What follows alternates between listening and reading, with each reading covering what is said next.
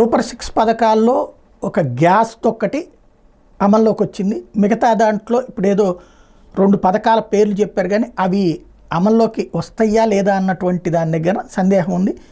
తల్లికి వందనం మాత్రం ఈ ఏడాది జనవరి ఆ టైంకి వేస్తారు. ఇంతకుముందు లోకేష్ చెప్పడం బడ్జెట్లో అది కేటాయించినటువంటి నేపథ్యంలో అది వచ్చేటటువంటి అవకాశం ఉంది. అంటే ఈ ఏడాది 2 ఆచరణలోకి వచ్చినట్టు. నవరత్నాలు అన్నది మొదటి ఏడాదిలోనే ఫైనాన్షియల్ ఇయర్ అయ్యేలోపు కంప్లీట్గా చేసుకుంటూ వచ్చారు.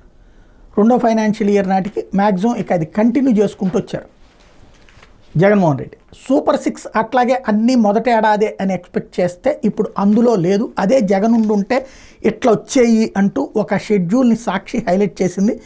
జగన్ ఉంటే నేరుగా లబ్ధాలకి వసతి దీవెన కింద ఏప్రిల్లో 1100 కోట్లు వచ్చేది, 11 లక్షల మందికి వచ్చేది.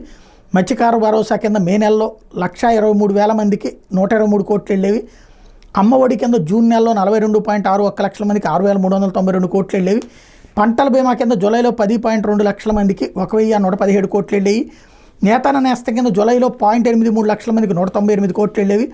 సున్నా వడ్డీ కింద డ్వాక్రా సంఘాలకు ఆగస్టులో 1.05 కోట్ల మందికి 1,353 కోట్లు వెళ్ళేవి. సున్నా వడ్డీ రాయితీ రైతులకు అక్టోబర్లో 6.31 లక్షల మందికి 131 కోట్లు వెళ్ళేవి. విద్యా దీవెన కింద 3 త్రైమాసికాల్లో 12 లక్షల మందికి 2,100 కోట్ల రూపాయలు వెళ్ళేవి.